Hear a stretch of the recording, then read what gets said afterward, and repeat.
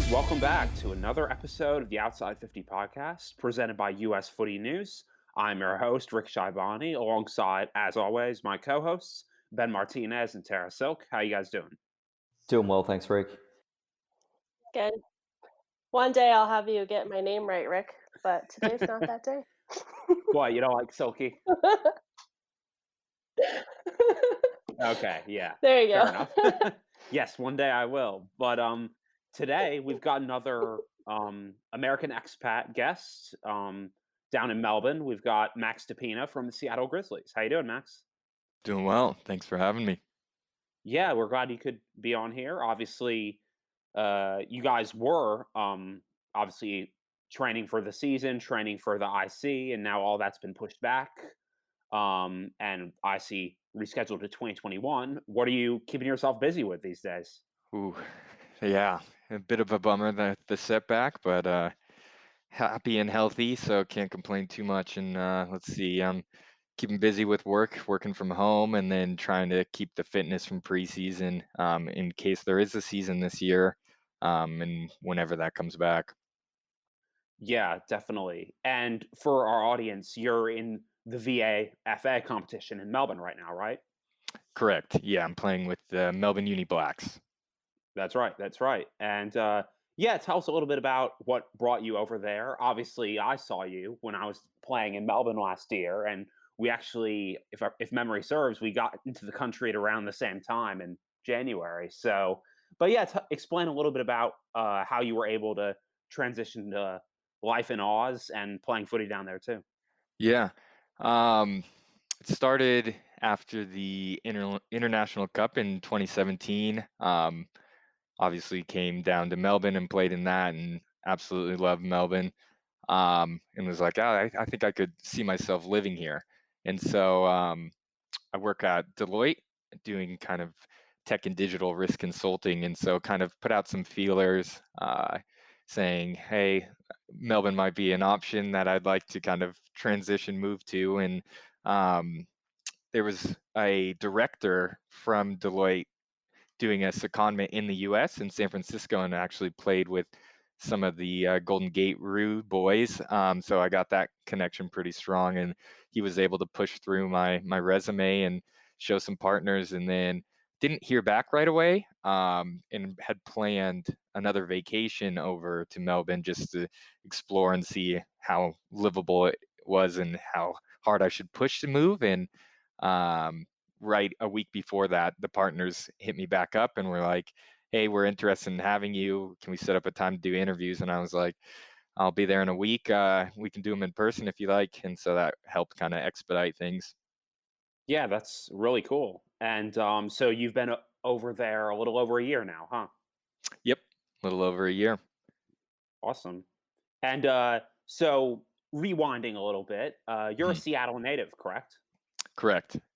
Cool. And I assume you played quite a few sports growing up. How did you eventually find your way to footy? Yeah. Played kind of everything under the sun. Football I really loved growing up, but I was never had the size for it. And so I specialized in swimming and water polo in high school, and was thinking about doing that in college, but kind of fell out of love with the water, and picked up basketball more seriously, and was just playing a bunch of rec to try and keep that competitiveness going. And then it was on spring break my junior year. We did a road trip from Seattle down to Palm Springs, and we're just flipping channels late night and saw Aussie Rules come on. And first time ever seeing it, had no idea what the sport was. We were trying to figure out the rules and what was going on. And the thing that kind of we really were struggling with were the people in all pink running on the field, because they were getting nowhere near the ball, and we had no idea what purpose they served. Um, and so I started looking up the rules, trying to figure that out as we were watching it. And it was the opening round, I think, that year. So they ended up playing matches the whole weekend. We were down there, and I was just kind of would pop in and watch a quarter here and there. And obviously then through Googling found out that the USAFL existed and Seattle had a club. Yeah, crazy how we all have our own unique journeys as to like what brought us to the game. That's a good one. And yeah, so when was the first time you trained with the Grizzlies originally? Because you're still somewhat new to the game, right? Yeah, I think this upcoming season will be my 6th year playing. And so I came out, I think it was midway through the 2014 season. I just hit up the Facebook page and was like, "Hey, just saw this on TV and want to see what it's like to kick it." And I think a few people messaged back, and I remember they brought out this football that looked like it should be in a museum. It was just brown leather. Like I honestly haven't seen a footy like it since. And we kicked that around, and from that point forward, I was hooked. Very cool. Awesome. Well, you planning on joining the Grizzlies back once you're done in Australia? You're going to stay in Australia for a little while longer. The plan is to return to the Grizzlies. When is still kind of up in the air, um, the, especially with the pushback of IC trying to figure out how the timing is going to work with work and visas and all that is. And then if there is a kind of job market back in Seattle or whereabouts with the whole state of the world. Very true. Max, just on an earlier episode, we had the pleasure of speaking to Danny Marshall about her journey to Australia. One thing I'd love to hear from you about is just getting some insight into what you've seen as the biggest differences, but also some of the biggest challenges you face coming from still fairly new to the game, coming to the football heartland that is Melbourne. Mm-hmm. Yeah, I'd say from a gameplay standpoint. The fields are a lot bigger. So there's a lot more running involved, and conditioning is kind of a bigger part of the game. And then because all the Aussies have grown up playing the sport, they're more skillful and are able to hit targets more consistently. And so it leads to a cleaner game and less contested. So after my first game, I remember just being exhausted from running, but nowhere near as sore as I would be from a USAFL game. And yeah, some of the USAFL games the next day you can hardly move just because you're just crunching bodies back and forth. And then from a just footy club perspective, one of the biggest challenges is obviously being an outsider coming in, and especially being American, that they're like, "Why are you here?" And then I'm here to kind of take footy pretty seriously, and so they have kind of this perspective on you of like, oh, he's here just kind of for holiday or for work and not here to play footy, when one of my main kind of objectives of coming to Melbourne was to play footy, and beating that kind of assumption down. Yeah, I largely ran into kind of a similar situation, even though my footy experience in Melbourne was almost completely positive. But yeah, another previous guest we had on the podcast was Tommy Ellis, the Rev OHS head coach. Tell us a little bit about your Rev OHS experience thus far. Of course, you were at the 2017 IC, and you were going to go back again this year, but of course now it's been pushed back. How did you originally get selected, and how good has it been so far? Yeah, let's see. It was my first Revo camp was in Nashville, and I remember it because I was supposed to be at my business school graduation, but decided to skip that and fly to Nashville to try out. And super hot, humid weekend, a lot of fun, and that was kind of my first taste of the Revo program and what that entails, and just being around such great players that were just as obsessed with footy as I was really inspiring. And then that upcoming year was the Parallel Cup with Canada and Florida. I was selected to that side. However, with work, they sent me to Rio de Janeiro, and so I wasn't able to fly back for it, even though it looked like I might have been a sneaky chance, but some things got in the way, and so missed that out on that, and went to a few more camps, and then ended up getting selected to this side, and then obviously IC17 was an awesome experience, and ended up playing 4 of the 5 games because of injury, or I guess you could say kind of 3.5. I was kind of useless after the injury in the first quarter of against Papua New Guinea. Yeah, injuries are always something to keep in mind. Do you find that there are more injuries playing in Australia or the United States that you see on the teams? I know for the women, I've seen a lot more in Australia on the women's side than the US, but yeah, I think it's just different level of play. Yeah, I would say I see probably more injuries in the US, but they're not as severe as the ones that usually happen in Australia. Um, I kind of, Uh, my preseason, the first year I was played in the first preseason game, and then next practice, broke my nose in a drill. So that was the first time breaking a bone, and it was not the most fun experience. But yeah, that's, knock on wood, the only injury I've had over here. that's pretty impressive. I am a queen of injuries, so yeah, I get injured every year I play. Oh no. If not more than one Mhm. actually. So I've already rocked 2 broken fingers and we haven't even officially started the Yeah. season yet. Oh wow. Max, just a question for you. You were mentioning about the international cup there. We had a couple of Crows that were on board on that team, and I definitely stayed up late to watch a few of those games. You had a tough group. You had a Mhm. really tough group. You had Ireland, you had Papua New Guinea in there. I felt showed a lot of promise, and there were a lot of good results there.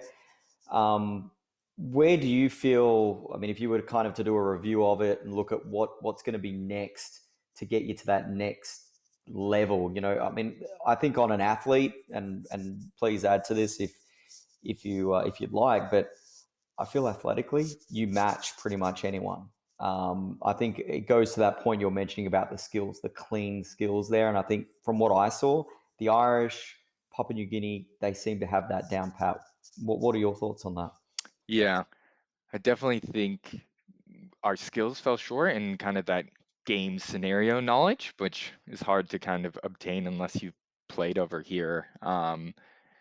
And the other thing, I definitely think we're athletically on par with the top teams, if not a lot better in that it's a two-pronged approach of you need to get people kind of over here and additional experience and just touching the footy as much as possible. And then two is maybe this strategy wise of potentially adapting to our strengths of being very athletic. And um, one kind of thing that I think could be pretty powerful is if we adopt the kind of tiger strategy of just using our athleticism to muscle the ball forward any means, and if it's not going our direction, get a ball up, and we got some big boys to tap it down and kind of reverse field again. Yeah, I remember specifically when we had Tommy Ellis on, he was saying that it was going to be really key to have guys like you playing in Australia because obviously there are a handful of other Revo players over there: Tyler Ames, Dave Restrepo, Brian Repetto, Mhm. guys like that. And yeah, and Tommy was saying that that experience is going to be invaluable because up until this year, not many Revos have been training in Australia. Actually playing a full season down there and then having the IC come up. And of course, a lot of other teams do that too. Mhm. Especially for like IC countries that are pretty close by, like Papua New Guinea or Fiji or Nauru. Countries that are usually really solid in the IC. And I think it's really good that the US is catching on to that trend as well. Because you're right, it's irreplaceable having that Aussie local footy experience.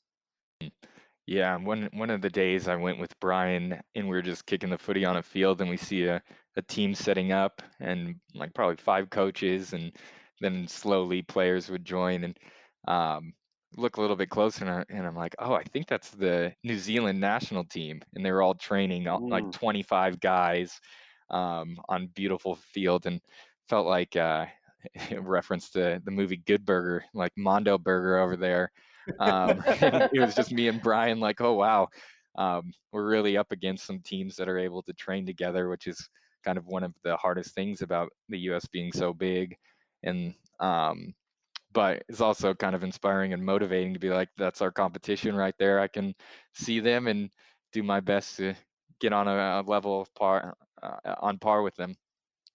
There you go. Good stuff. Do you guys feel like you guys come together pretty well when you've been so far apart after a while? Do you guys just kind of get in the groove pretty quickly, or does it take longer just because you are so far apart? I think definitely Coach Tom has inspired a really good culture with the club, the Revos, and so and everyone's so excited when they get together that is instant kind of chemistry there, and then um, with the limited sessions we have, we can gel pretty quickly, and it's always fun to see all these players come together from all over and all have different great skills and strengths and showing it off in training that you get a feel of it. But obviously, if you were able to practice on a consistent basis, then that would just only be better and better. Oh, most definitely. Sure. Yeah. Yeah, I was going to say we see. I mean, we see that here in the in the league here in the US with the teams that get to train together regularly. That then reflects onto the field. So yeah, you're spot on there. I have no doubt that the more you can do that, the training, the camps you've been doing as well. I feel that preparation was really putting you in place for a very good attack at the championship this year. And I think if anything, it's buying that extra time now allows you to do the preparation in whatever form that may be to get ready for it.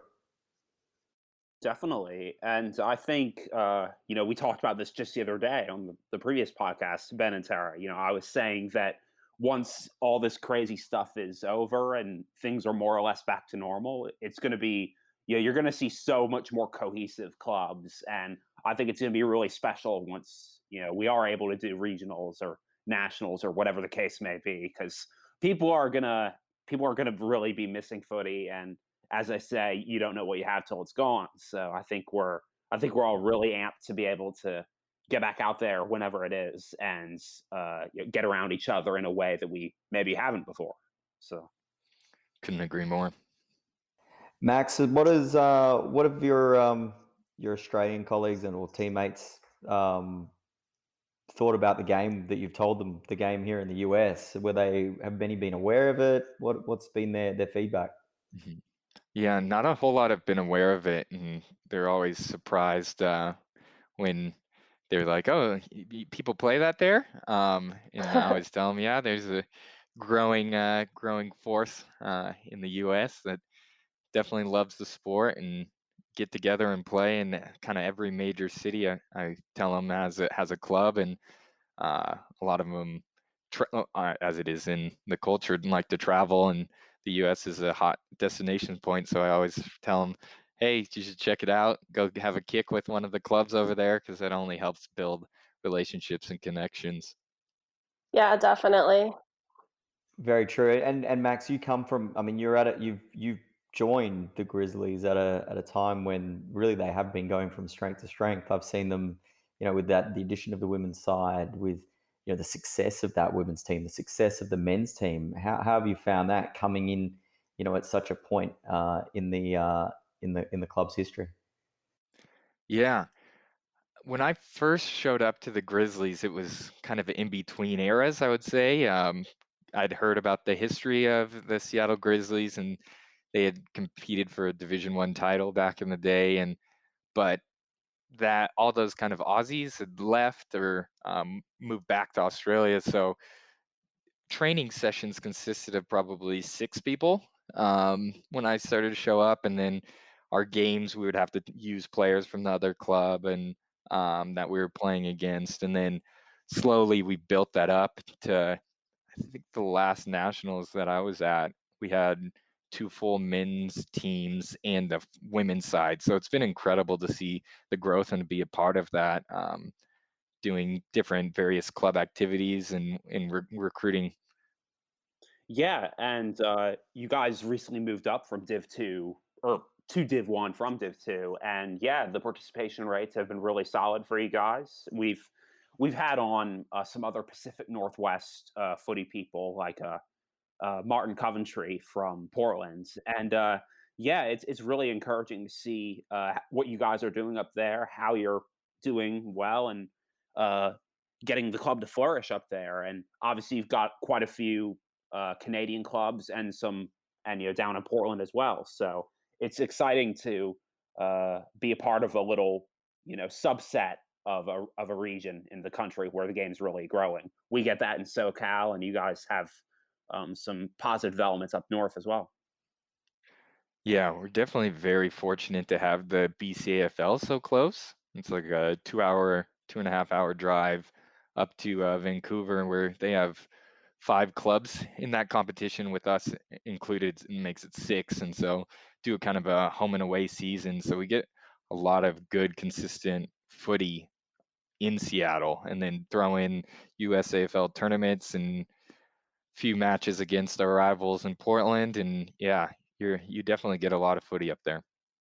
So, how are you staying in shape? You talked about a little bit when we first started this that you're trying to stay in shape and conditioning and training and stuff. What are you doing? Tell us back on what you're doing to work on it. Yes.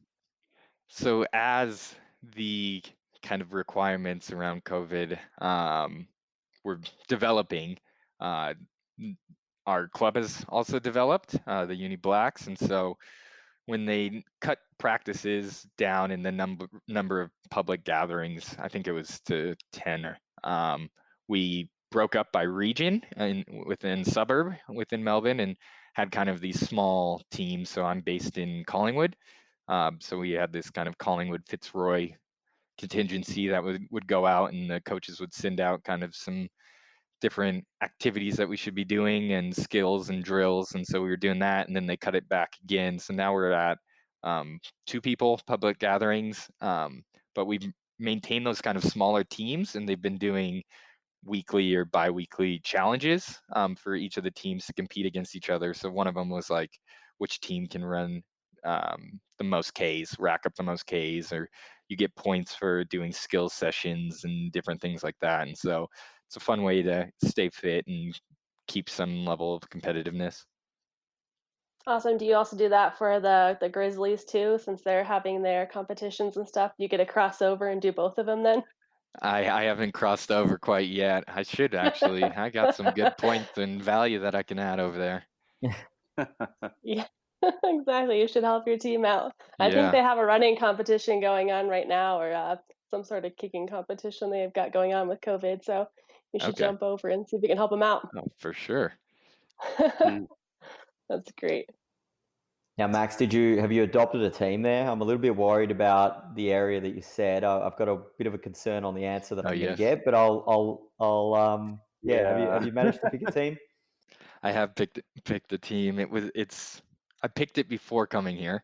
Okay. Um, and it was due to a lot of the Aussies on the Seattle Grizzlies telling me which club I'm going to support, because they all supported the Cats. So Okay. Geelong, they didn't tell me that it's quite a ways out from Melbourne, Yep. but they did supply me with a Guernsey, and that kind of sealed the deal. Yeah, don't wear that out in Collingwood. But yeah, No, no. you might need to get those running shoes on a little bit. But that's a good choice. That's a wise choice. Good advice. Good advice. Yes.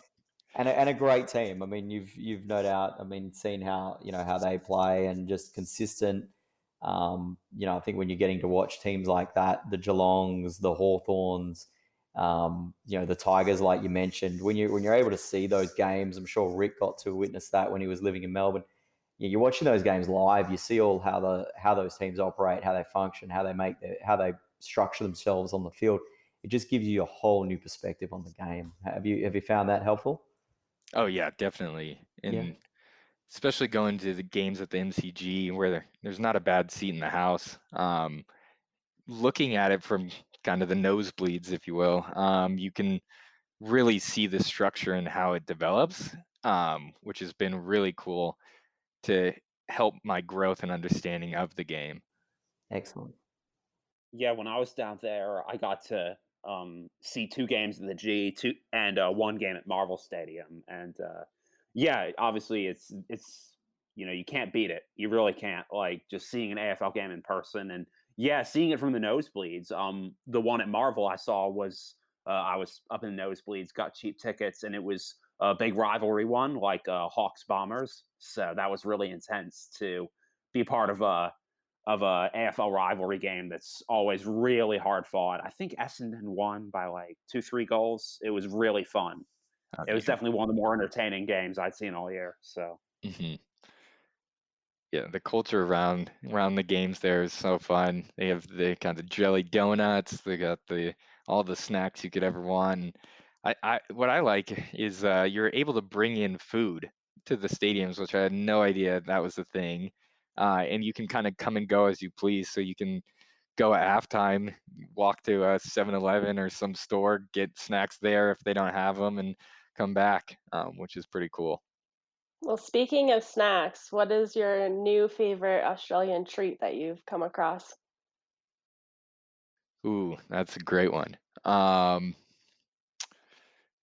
I think it was one of my first training sessions, and had to get up and introduce myself, and someone was like, "Oh, Maxibon," which for those of you that don't know, it's this kind of ice cream sandwich thing. So instantly had to go out and try one of those just for my namesake, and ended up liking those quite a bit. And then I like they call them lollies here. Fruit snack gummies kind of. They have a good assortment of those that I like to try. Has there been anything you haven't liked? Oh, yeah. sorry. Sorry, Rick. Oh Ooh. no.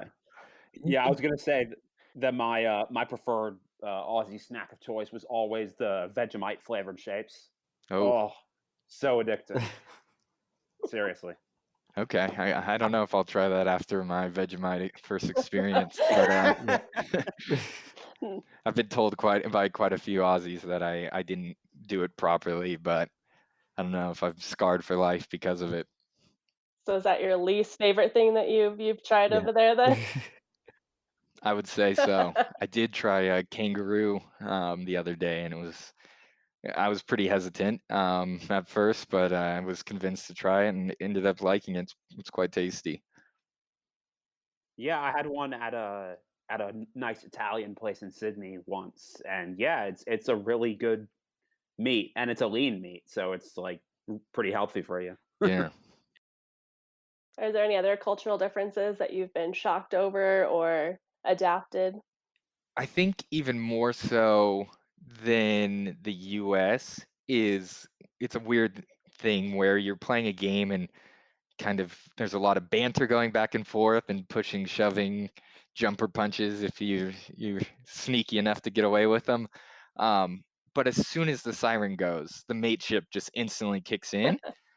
Which in the US, I feel like it takes a little bit maybe to cool down after a heated game. But here, um, there was one I learned that lesson pretty quickly because there was one game where a guy was chirping at me during the game. This last siren goes, and I actually had to kick after the siren, um, kicked it, and then he kind of chirped a little bit more, and then I went over to chirp back, but everyone was like, "Whoa, man, the game's over! Like, we don't carry on after the siren." So I was like, "Oh, all right. Well, didn't realize that. I'll take note." That's too funny. Yeah, there's definitely that kind of not so much trash talk, but definitely back and forth banter that you mentioned on the field, and then very much it's sort of you shake hands at the end of it and go on. But there's certainly that level of physicality and sort of just. I mean, and it just translates into everything. You probably see it when you go, Mhm. based on the team you support. You'll have Collingwood fans absolutely hate Carlton fans. Yet, after the game, they might go have a coffee or a beer together. But Mhm. during the game, no, they Yeah. won't even speak to each other. You're giving Pies fans too much credit, Ben. Yeah, You sorry. kind of are. Yeah, But yeah, that is very true. Like, and at the end of the game, everyone's exhausted. Everyone just wants a shower, a pie and a beer. Have a chat with your mates once you're done. It's such a, work like hell on the field, but once it's all over, you're just like, oh, I just want to kick it. Just watch the other games and just grab a bite to eat and hang out. It's a really the camaraderie really shines through. Once the game's over, hopefully you've won, hopefully you've sung the song together. It's a good feeling. Post match when you can just relax and unwind a little bit while the other games are going on. Yeah, no, definitely. And when I have to kind of remind myself of, especially after you lose, because pretty competitive guy, and yeah, love it to give it all out there. So cooling off, it takes me a little minute. Max, have you found a few of your teammates, interested in possibly looking at coming over and playing? Whether it be for Seattle or anyone in the country. Oh yeah, definitely. One of them, Coffee. He's in playing for San Diego, and I'm pretty sure he won best on ground in their grand final last year. Which is just so funny because we were playing and doing preseason, and he was like, "Oh yeah, I'm moving over to San Diego and gonna give it a crack." And I was like, "Yes, you definitely should." And ends up having a lot of success. And there's a heaps that are always asking like, "Oh, I'm going over here. Is there a club there?" And have so many connects from just the 5 years that I've been playing that can easily match them up with someone. Yeah. Yeah, that is great. I haven't had any success yet, fingers crossed, when it comes to Caroline Springs boys being willing to come over to the U.S. But I've always said, hey, if you and the missus are planning a holiday, on the West Coast in L.A., let me know and I'll let the Dragons know, and we'll see what happens. Like, a handful of guys do manage to get over there. A friend of mine, Mitch Gilbert, we played together down there, and he and his missus have gone to the U.S. like every other year, but it's never been like when footy season is happening. So I'm just like, hey, one of these days, just got to give it a go and play a game or two and see how you like it. Yeah, definitely. And it always blows my mind how small of a world the kind of footy community is. And one example of that was in our we had one preseason game before they shut things down, and it was against Barwon Heads, which is about kind of a 2-hour drive from the Melbourne city. It's And it's out out, by Geelong. yeah, Yeah. out near Geelong, and we're playing in beautiful oval right on the beach, but a pretty windy day. And um, the defender on me notices I have an accent. He's like, "Oh, American," and we start to chat a little bit. And he's like, "Oh, I met a guy in Arizona that was super keen on footy, and I think he might be up in Seattle. Do you know Mikey Powers?" And I was like, "Yes, of course I know Mikey Powers. Like, what are the chances? I'm 2 hours outside of the Melbourne City and in kind of the Geelong area, and the defender on me knows someone that is a part of the Seattle Grizzlies and legend in the USAFL." Yeah, I ran into something very similar. Like, our seniors coach, Caroline Springs, was Dutchy, Brody Holland, who was with Mhm. Collingwood for a decade, retired back in 2008. Great player. And but yeah, he was our seniors coach. And one day, out of the blue, he just asked me, he's like, "Hey, how do you know Jake Ryan?" And I'm like, "How do you know Jake Ryan?" And I'm just like, "Oh yeah, I played with him or against him several times in the U.S. Like, played for Golden Gate for a while. Now he's with Austin, and of course, he played and coached up on the Gold Coast for a while. So, but I was just like, oh no way, you know Snake. That's awesome.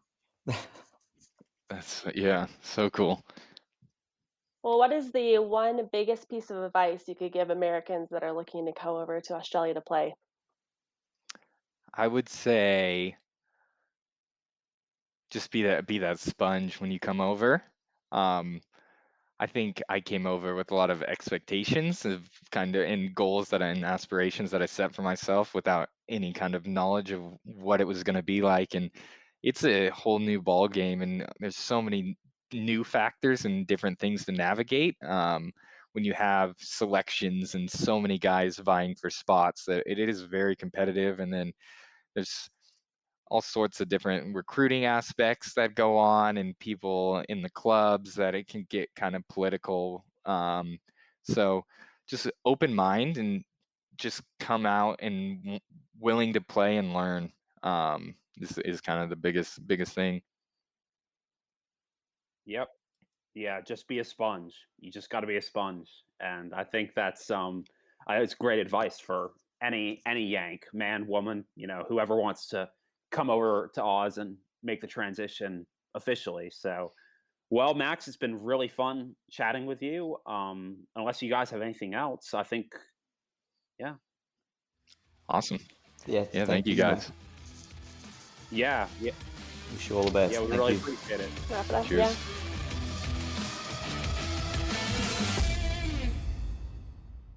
Outside 50 is brought to you with the help of Play Aussie USA. Play Aussie is the only place in the USA you can buy the famous Sheeran football, a proud sponsor of the USAFL. Visit them at playaussie.com.